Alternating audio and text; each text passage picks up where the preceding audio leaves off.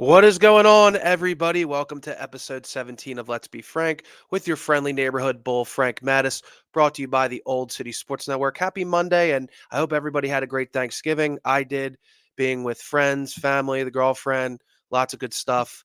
I enjoyed my time off from work, and I hope you all did the same. A lot of things to get into today. The Eagles arguably pick up their biggest win of the season against the Ravens as they out tough the Ravens to a very big victory on the road in Baltimore. The Flyers are red hot. They've won 3 straight games. And I will talk a little college football as my Michigan Wolverines take down the number 2 Ohio State Buckeyes in one of the biggest upsets in the history of that great rivalry. So let's talk about the Eagles.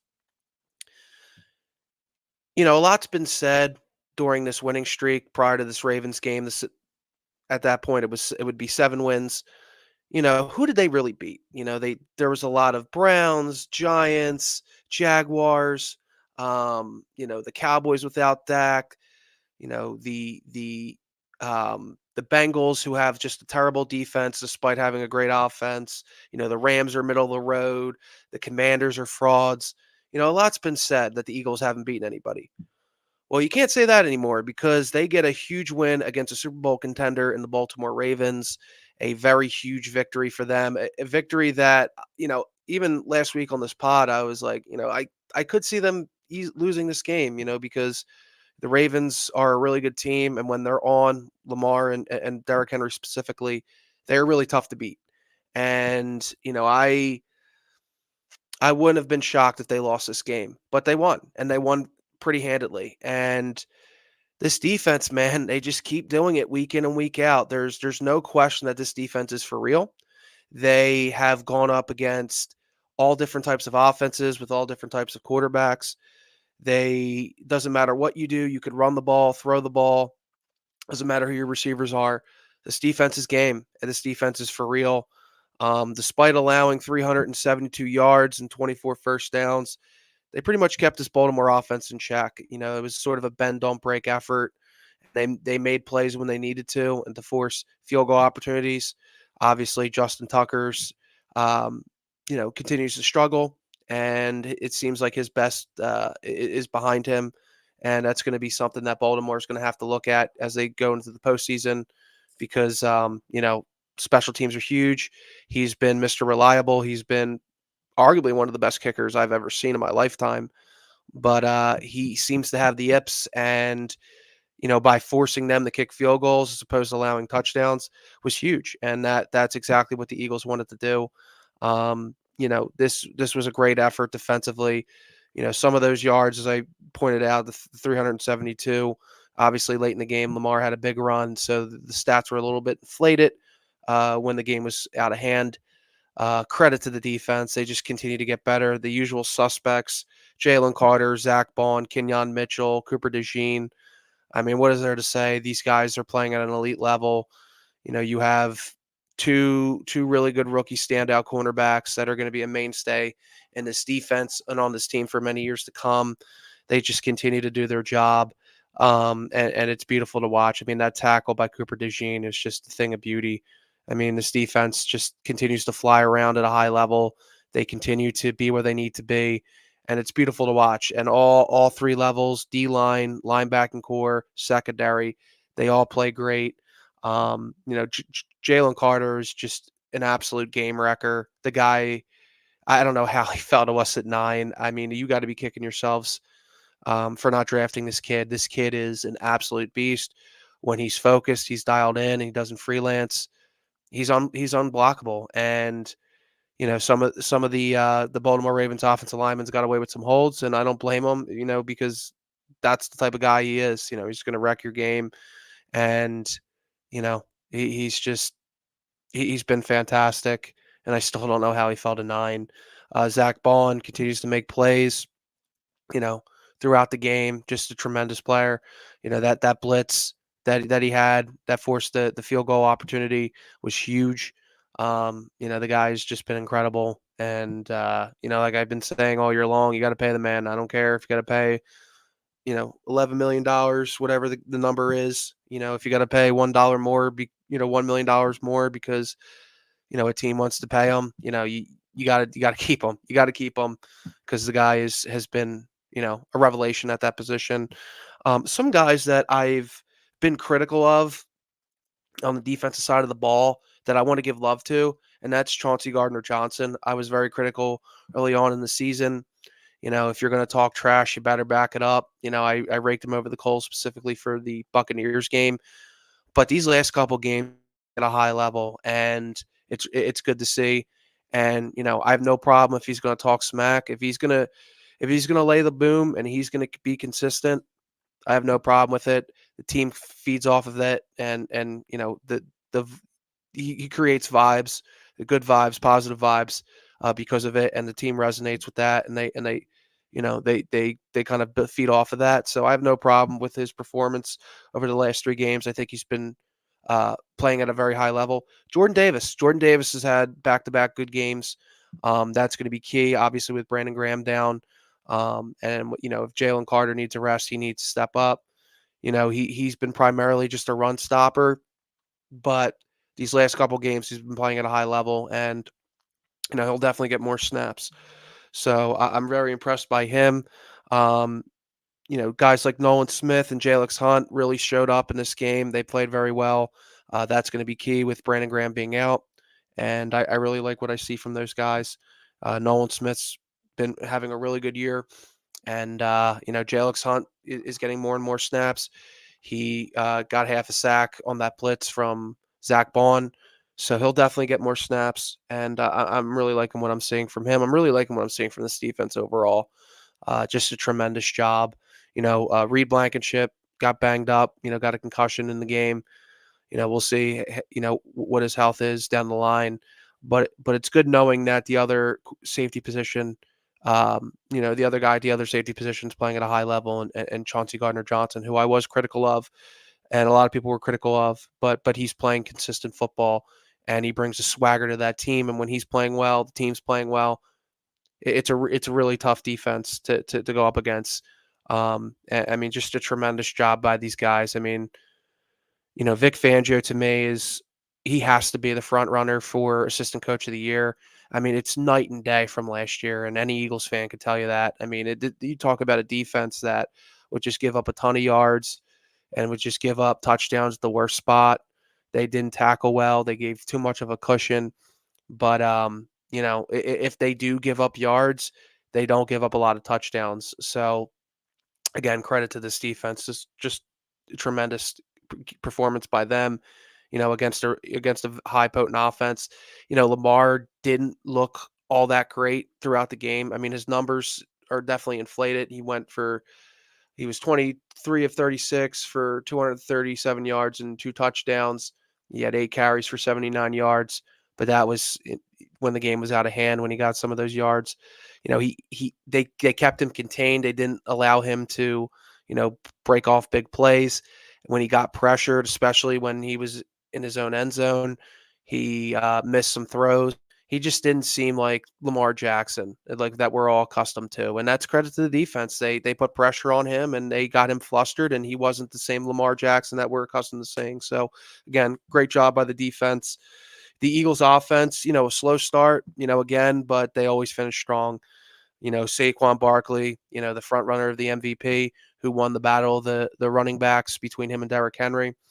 Though Derrick Henry had a good game, he had 82 yards rushing, but they kept him out of the end zone. So Barkley obviously got the better between the two great running backs. And to me, he's still my MVP, and he is the best closer in all football. When he's running downhill in the fourth quarter and you got that Eagles offensive line, breathing down your neck and getting the better of you, it's a really tough team to beat. This is the formula going forward, and it's the formula that's been working. And, it sucks that we can't, impose our will early on in the game, but, it's sort of like a chess match. It's sort of like, Floyd Mayweather. Floyd Mayweather, if you watch boxing, in his prime, he would take rounds off to kind of like, feel their opponent out. And then once he started to get good reads, then he would take over fights, and he was hard to beat. And obviously he went on to be undefeated at 50-0. So that's kind of the um,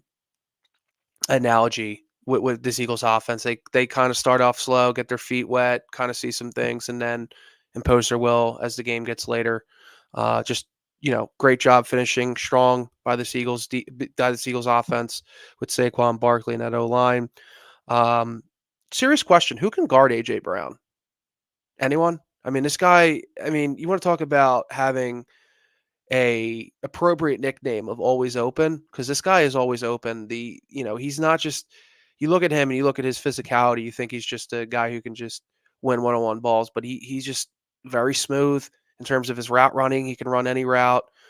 It's really hard to stop this guy. I mean, he is an absolute beast, and I don't think there's a corner in this league that can cover him. I don't know. I don't care if it's Sauce Gardner, and I don't even know if the guys on our team can stop him. And that's probably why he's so good, because he gets good work against Kenyon and Cooper DeJean and all those other guys on the team.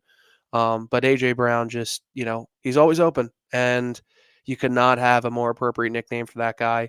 Dallas Goedert, I thought, had a really nice game. That touchdown pass from Jalen Hurts, Dallas Goedert, was a thing of beauty. He came up big on some third downs, getting him more and more involved. With Smitty out, hopefully Smitty can come back. It is going to pay dividends, because when you think of Barkley, you think of AJ, and then you think of Goddard when he's healthy, can be a top 5 tight end, and he proved that yesterday. So credit to him. And Jalen Hurts, just managing the game, really have to do a ton. But towards the end of the first half, he looked very smooth. He was very surgical in terms of his arm and his legs, in terms of moving the chains and getting us on top going into the half. Credit to him. He doesn't have to do a ton, because you have Barkley and you have a lot of other guys, but and this is kind of a defensive team when you think about it. And I'd not have that on my bingo card going into 2024. This is real. This winning streak has been built off the back of our defense. It's not to say the offense is great. Obviously, Saquon's the MVP, but you know, in my opinion, but this defense, man, there's a real story here. And Jalen Hurts doesn't have to do a lot. When you run the ball effectively, especially late in games, and you play great defense, play good special teams. Braden Mann had a great game, five great punts, all inside the 50-yard line. I mean, just a tremendous job, by him. So, or no, it was 6 total punts. My apologies, but he had 5 that were inside the 20-yard line. Really good game by him. When you got to win the field position battle against a team like Baltimore, and like I mentioned before, Lamar was kind of tentative when he was, in his own end zone, and that's, when we got a little pressure on him, he was not, the same Lamar Jackson. So, when you punt the ball, and put it in, in a bad spot for the other team, in opposing territory, that's what you want, and the defense thrived off of that. So, Jalen Hurts really doesn't have to do a ton. I think that's good. I think it's good long term. A lot of people say, well, he doesn't have the passing numbers that wow you. And honestly, I don't, if it's not broken, why try to fix it with this philosophy? I think that you know, he's been fine, and he doesn't need to, you know, be this guy that has to put the cape on, and I think with not exposing him to hits and letting Barkley kind of do his thing, I think down the line, sort of like in 2022 in that Super Bowl, he can kind of do his thing if he has to. If he has to put the cape on, I have no problem with that. And the less on his plate, the better. You obviously paid him a lot of money. You would think in theory, he would be the guy to lead this team, but you got to ride the hot hand. And, if it's not broken, why try to fix it? Tremendous job late in the game by the offense to do what they do. And they got the W in Baltimore, and that's big. And now I propose the question to you guys. Do you think the Eagles are the best team in football? Because I do. Um, I thought Detroit looked shaky on Thanksgiving. I don't know how in the world Chicago got back in that game. They're very lucky they had an inept coach, and a rookie quarterback late in the game to just completely implode like that. Just when you have a timeout and you just let the clock run, and there's no sense of urgency. I mean, that is just head coaching malpractice, and obviously Matt Eberflus lost his job because of it. Um, but overall, I mean, I was just not that impressed by Detroit. I'm surprised Chicago was able to hang around like they did. Defensively, I think the Eagles are clearly a better team. So I I would put the Eagles right now over Detroit from what I saw. I am not at all impressed by Kansas City. They win another dogfight against an inferior team at home. That's just and then they obviously got that fumble recovery late in the game. So it's like one of those things where, I mean, how good are they? They are going to get healthier. They did get Pacheco back. It looks like they're going to get Hollywood Brown back. Um, so that will probably help them. But as of right now, I'm just not really impressed by the Chiefs. And the team that beat the Chiefs, who looked good last night, was Buffalo. And I would say they're probably the second best team from what I've seen because the NFL is a week to week league. But I just don't think that they have the talent the Eagles have. The Eagles have dudes at every single position group, and Buffalo really doesn't.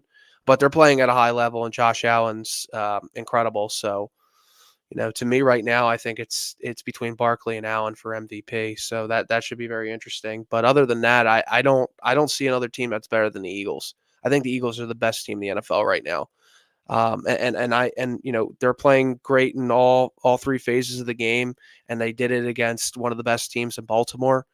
Offensively, defensively, special teams, they're pretty elite, and the teams, there's good vibes in that locker room, something that there wasn't last year, and that's very important. You see on social media, I mean, the guys are having a great time, and I've been very critical of Nick Sirianni, and there's been a lot of questions as to what exactly does he do as the head coach, and I think it's maintaining positive energy. And I've said it multiple times. I think this is a Howie Roseman led operation as opposed to Nick Sirianni led operation. But at the very least, I think you know if he's going to keep the vibes up, I mean, I can't really complain. And you kind of let your coordinators do their thing. I have no issue with that. So credit to Nick Sirianni for you know kind of flipping the narrative when they're coming from the bye, and obviously that whole debacle in the Browns game. He's pretty much turned it around. He's turned his team around, and there's a positive energy in that locker room, and these guys are feeding off of each other, and it's very reminiscent of the last two Eagles teams that've been to the Super Bowl. So credit to Nick Sirianni for keeping the vibes up, and I think that going forward, I think that's going to play into our advantage because our schedule pretty much lightens up. You do have some key games. You have Steelers coming up, but their next game, if you look at their schedule, right? They have a very winnable game against the Panthers. Though the Panthers are playing better, and I wouldn't sleep on them. I think Bryce Young, has resurrected his career. It's a very short career, but nonetheless, he's proven that he can be a franchise quarterback. And it looks like they're building towards something. But the Eagles clearly are the better team. They just have better talent, and they're at home. And they are where they're just playing.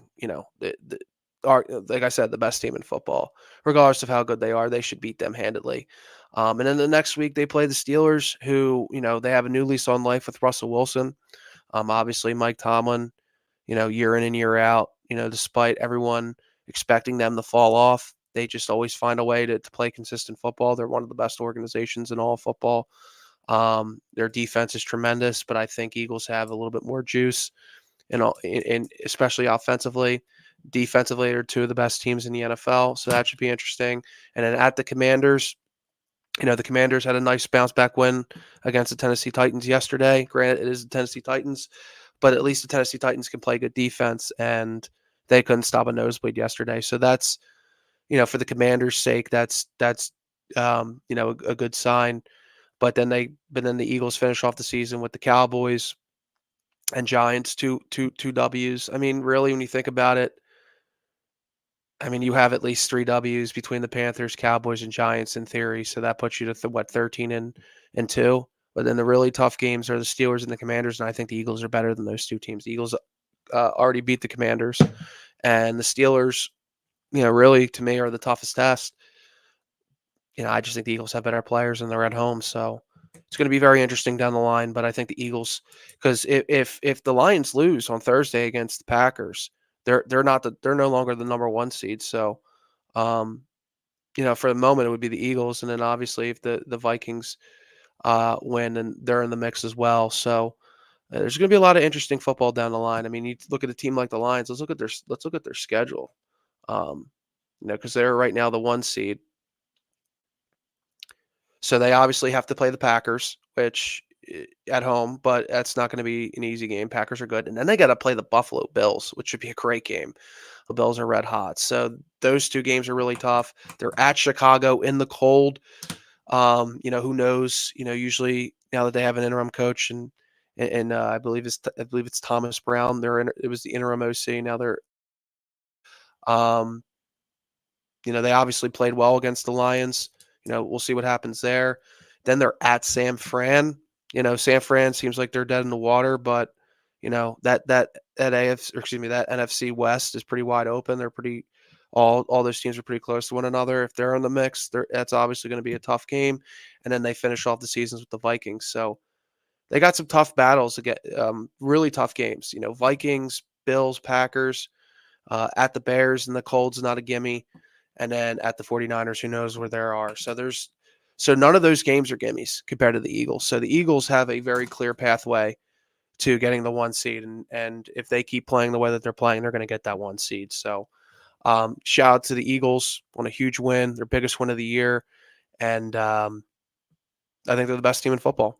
I really do. I think, the Lions are obviously very good, but they're battling injuries. The Chiefs, just win ugly. They're not all that impressive.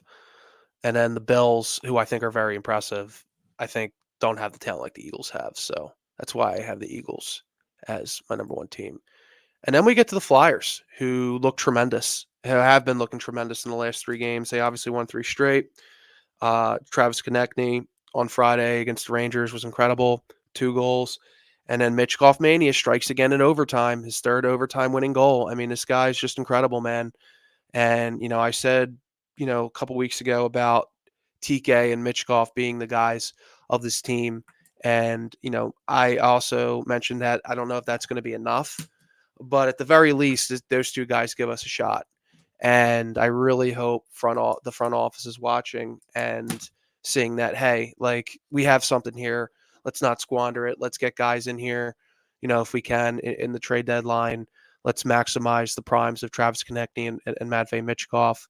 I think these two guys are incredible, and it's imperative that this organization does right and maximizes their talent, because I think they have something here. Um, they're really close in terms of playoffs, in terms of the record. So they're in the mix. They're in the mix, and that's a good spot to be. And it's a much better spot than they were a couple weeks ago. So I really like what I'm seeing from them. Matvei Michkov, he's been incredible, and kudos to him. He's not just a productive player, but he's a guy who wants to smoke late in games, and he wants to be great, and that's great to see. It's one thing if you put up good numbers, but when you put up good numbers and they're consequential in terms of getting wins, um, that's huge. And he's one of those guys that can do that. So, I hope they do something in the trade deadline, in terms of getting talent, to maximize those two guys. But for the meantime, I like what I'm seeing from this team, and I really like specifically what I'm seeing from Konechny and Mitchkov. I mean, those are your two best guys, no question about it. Just tremendous stuff by those two guys. And before I get into college football, I don't really have anything to say about the Philadelphia Eagles. Um, but I want to let you guys know about our sponsor, Decals by Aaron. Obviously, a lot of people that are associated with Old City Sports are from Delco. They rock Delco gear. They're proud of being from Delco. And if you're like them, and I know a lot of people are proud to be from Delco, Decals by Aaron is the place to go. You can either go to decalsbyaaron.com, or you can go to facebook.com/decals by Aaron to get all your Delco gear. If you're a Delco guy or gal, I suggest you go over the Decals by Aaron. They will hit you up with the best Delco gear. So I would be remiss if I did not talk about one of the biggest upsets, um, if not the biggest upset in the game between Michigan and Ohio State. The Michigan Wolverines somehow, some way, in Columbus against the number 2 Buckeyes, despite being at one point a 23-point dog, win 13-10. Now, if you would have told me that Michigan was going to go into Columbus and put up 13 points and win, I would have thought you're out of your mind. I would have 302'd your ass because I would have thought you were crazy. But that's what happened. I've watched a lot of football games in my life. I've watched a lot of Michigan games in my life. I don't really know how they did this one. I mean, they really, I mean, this was ripe for the taking for the Buckeyes. I mean, Michigan, clearly a down year from the national championship team. They don't have a quarterback. They don't really have that productive of an offense. They have some nice pieces defensively, but their best player, Will Johnson, is hurt. Um, and then offensively, their best player, Colson Loveland, is hurt. And then during the game, they lose Donovan Edwards, who, um, has been a big fixture in this game between Michigan and Ohio State. Obviously, he had those two game sealing runs in 2022 in Columbus as Michigan defeated Ohio State to punch their ticket to the Big Ten championship there. But I just I can't believe it. I was not looking forward to this game at all. It sucks when this game doesn't really have consequences. Like, you're some years it's been top 5, some years top 3, sometimes it's 1 and 2 between Michigan and Ohio State. And there's so much riding on the line. There's a Big Ten championship. There's college football playoff implications. And somehow, some way, this team did it. And you know, when your quarterback throws for 62 yards and 2 interceptions and you find a way to win, that's incredible. And you could argue that Ohio State lost this game more than Michigan won this game.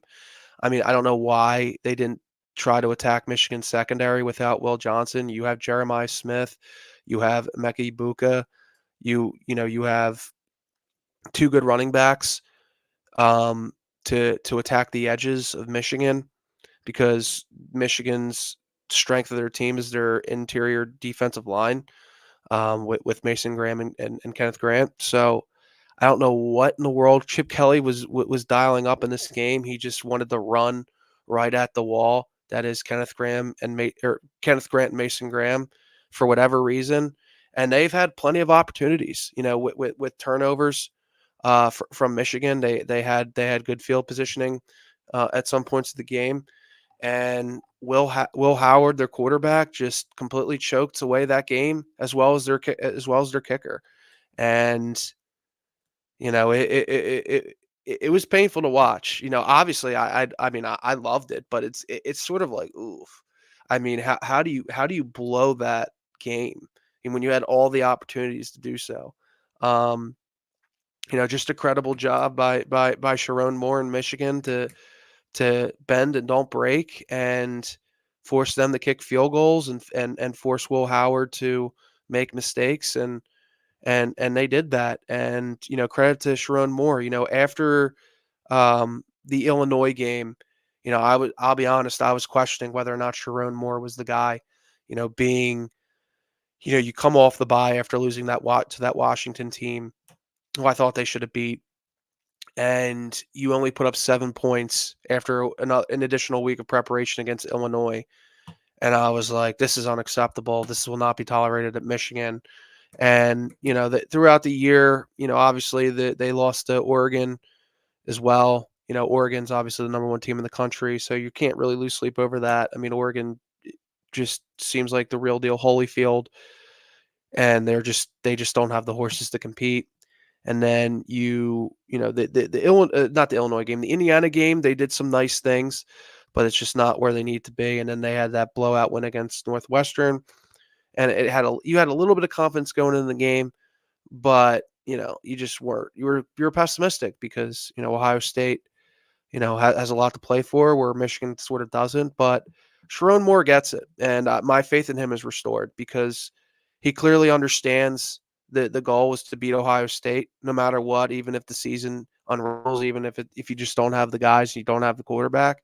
And he got those guys playing well, and he got those guys believing. And that when they went into the fourth quarter, I'm like, we might actually have a shot at winning this, given the way Ohio State's playing. Um, and I just, again, you could argue Ohio State lost it more than Michigan won it, and I think that has something to do with Ryan Day's ego. I mean, why wouldn't you just attack the depleted secondary that is Michigan? You clearly had favorable matchups. I don't know why you decided to run at the strength of Michigan's defense. I mean, the crowd was booing, as they got into the red zone because they just were just calling dumb plays. But Ryan Day and Chip Kelly, it couldn't happen to two better guys. Um, I mean, if you can't beat Michigan now, you're not going to beat them anytime soon because they have momentum now. Sharon Moore clearly has something with this team. They clearly resonate with him, and it late. It was late in the season, but you're starting to see what he's trying to build. He stresses the process, the pursuit, and the standard, and you're starting to see that take shape. Obviously, they got Bryce Underwood, the number one recruit in the country, to flip from LSU, and yesterday they got Jordan Young from Clemson to decommit, a four-star recruit, four-star safety out of that committed to Clemson to decommit to come to Michigan, and who knows who's next?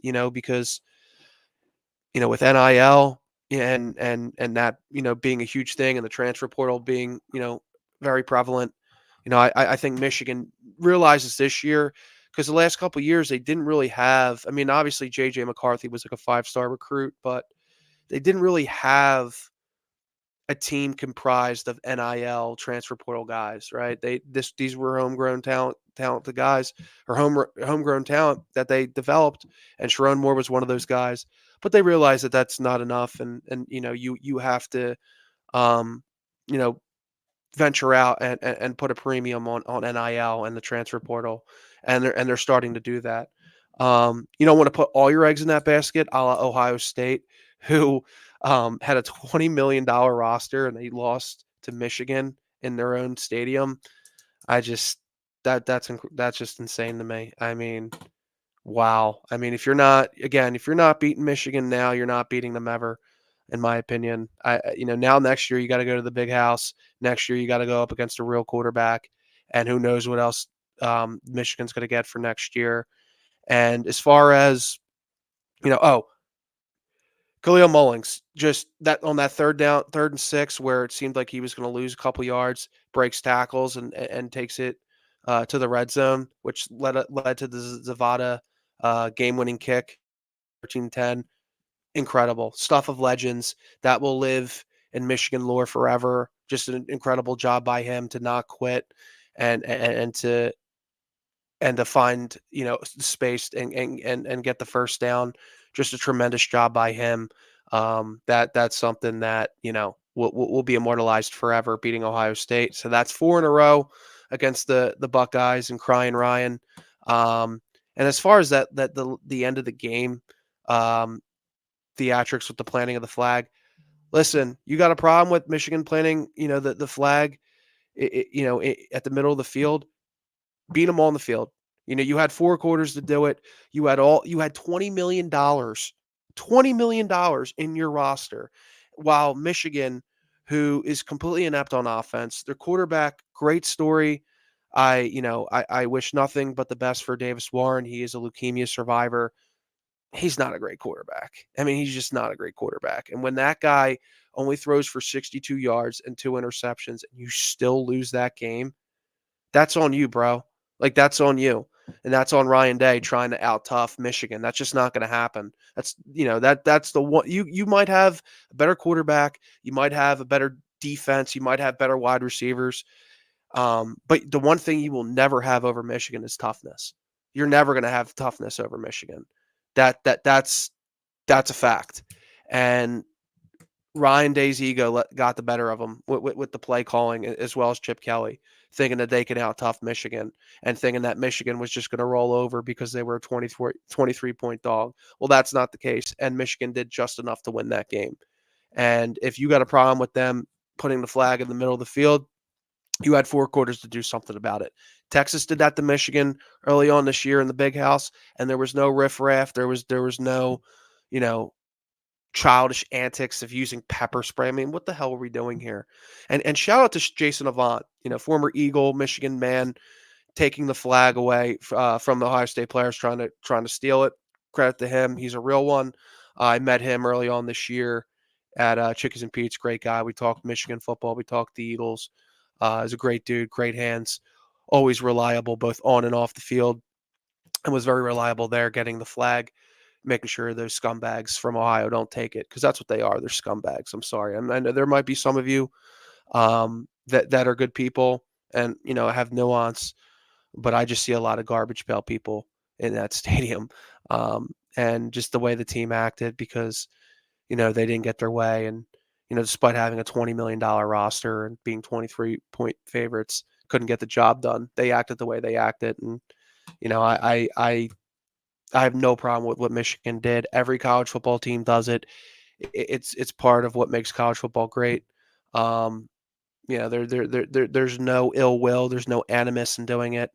It's just tradition. If Ohio State did it last year or did it next year, which they won't do, God forbid they do it, um, you're not going to see that. But they're probably going to use that as motivation for next year. But Michigan's going to use that as motivation. I mean, you have to resort to pepper spray because you can only muster 10 points despite having a $20 million roster and being a 23-point favorite. That's your problem. Um, a lot of craziness in college football this week. Oh, by the way, Penn State fans, you're welcome.